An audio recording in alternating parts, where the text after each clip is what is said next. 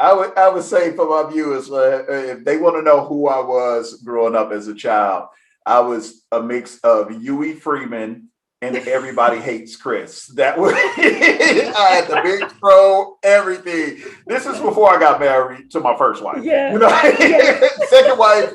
Now my hair is beginning to grow back. What's up,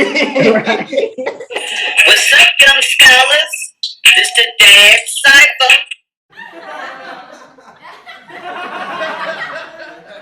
My top three with Biggie. The first one is going to be All About the Benjamins.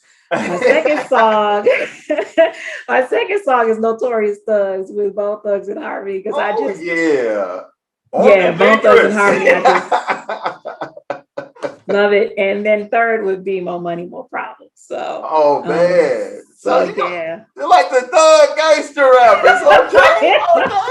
Oh man, okay. I was suspecting to hear some Megan Thee Stallion. No Megan Thee Stallion. Now I will listen to it, for a little bit, but then it makes me bad. Like there's I think she has a song with a I'll Be Sure Dan Knight kind of beat to it. And I want to listen to it so bad, but I just like, man, all the stuff she's saying, like I can't listen to it in the car with my kids and stuff like that.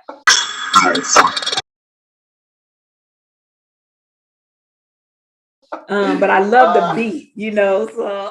I was the worst dad. I mean, because I would play anything. I'm like, I don't care. My parents too. I mean, there's no reason I should know NWA songs. Like, there's no reason why I should know them. My parents didn't care. They played all of what was on back then. Too Short, Luke.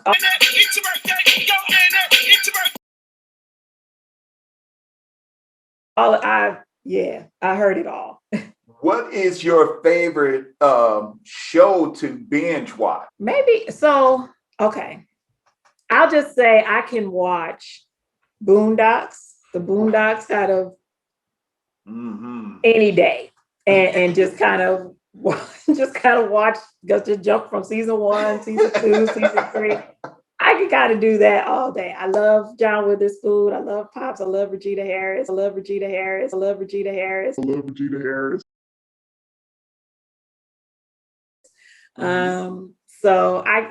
I'm gonna just turn something on just to be watching, probably the Boondocks. I would say for my viewers, if they want to know who I was growing up as a child, I was a mix of Huey Freeman and Everybody Hates Chris. That was I had the big fro, everything. This is before I got married to my first wife. Yeah. Second wife. Now my hair is beginning to grow back. I'm going to put you in the Wisconsin debate here. Which is the better quarterback? Is it Brett Favre, Aaron Rodgers, or the guy who played, I believe, in Wisconsin, Russell Wilson? So which one do you have as your top Wisconsin guy?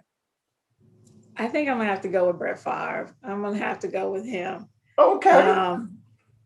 I do. I love Aaron Rodgers. I do. I also have a great deal of respect for Russell Wilson. But Brett Favre was just, he's the GOAT. Despite his Trump stuff, but he football, just keeping it strictly NFL. Yeah, you know what? I should have guessed that. I was like, is he a Trump supporter? But wow, but he's from Mississippi, so I think it's probably in the water. But hey, Brad, we still love you. Just man, take off your man hat when you hang out with the brothers. He knows how to stay in his place. I haven't heard any crazy comments or anything like that. So, he keeping it on the wrap. So that's okay. And who would you say was your favorite TV dad growing up? Growing up. So that would be, let me see. I think I'm going to go with Uncle Phil. Oh, okay. Uncle Phil. Okay. Even though he was Carlton's dad. Ashley's dad. Yeah, he was a dad. Yeah. Not Will's dad. Ashley. Yeah. Yeah, I'm going to definitely go with Uncle Phil in terms of dads. Because for one, he was such a great role model, and he had both sides, like he didn't forget where he came from, but he still was always pressing towards excellence and pressing, setting the stage for his children to do excellent things and stuff like that. So, and he didn't play no games, No, he was like throwing jazz out. But you know what? Every dad has that moment on Fresh Prince. Oh, and you probably know. Oh my gosh, the one when Will's dad like left and man, and he just grabs Will. Oh my God, I don't, man. You have to tearjerker to this day. Yeah, every time I watch it, really a gangster not to cry on that one, because that one I was like, man, when he said, "Why don't he want me?" I'm like, oh yes, every time, and I feel like I've seen it enough to where it shouldn't affect me at all. But they have played it at different fatherhood conferences and things like that, and I'm just sitting there like, oh, and I've seen it so many times. But yes, he would be my favorite TV dad.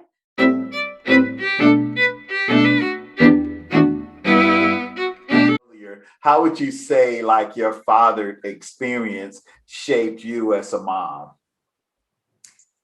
I think it really showed me the balance, like that the things that I don't really do well, I can lean on my husband to do. Because I know at least between my mother and my father, like my father is the more patient one.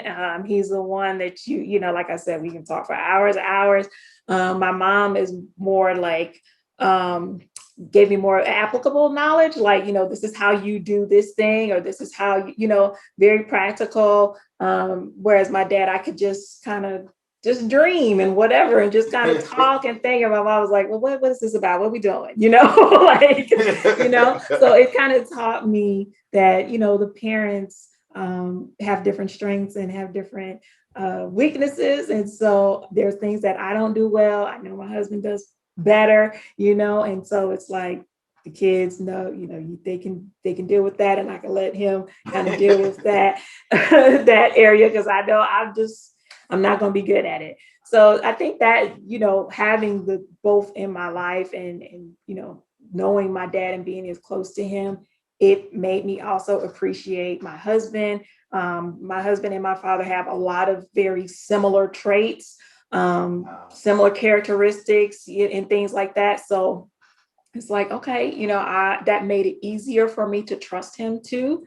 So I know that, my experience with my dad definitely influences my parenting. It also influences my relationship, with my husband in terms of trusting him, as a parent. And I think it was really the realization of how important my father was in my life that it dawned on me, like, I got to do this. I got to say something about this. I can't just sit idly by and let people just talk down about dads and do this. It's like, whether he's in the home or not, as my dad was not in the home with me, whether he's in the home or not, he makes an impact. And so I was literally pregnant with our first child, my son, when I was working at child support, and I typed in the social security number for a father. And when you do that, it pops up all of their cases.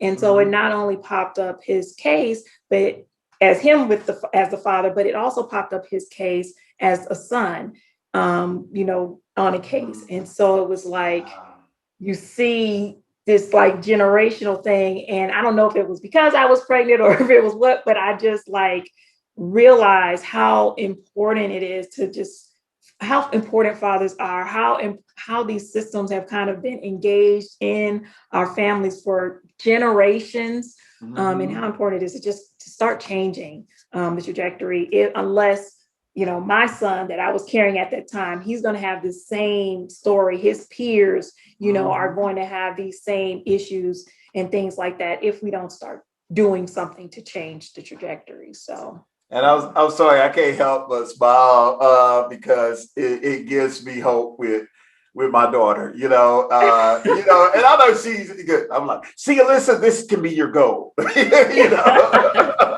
No, she's great, but I will say this. I know your dad is extremely proud, and especially, and I'm gonna try not to get into the tear stuff here because A little something in the eyes. yeah,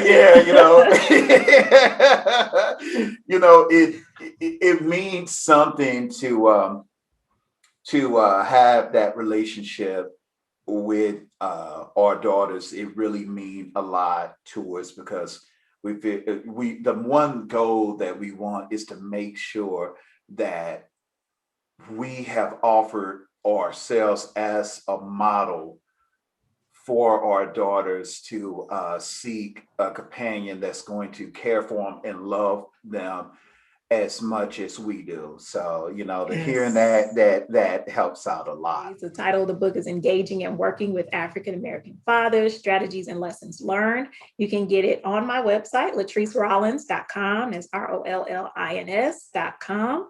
And yeah, there's a video there that gives you a code, a 20% off code. So feel free to do that as well. So thank you. It'll be a great Father's Day gift. There you go. Father's Day. Great Father's Day gift. Great. I'm Fatherhood 365, but if you want to wait till June, feel free to do that too. But yes, absolutely.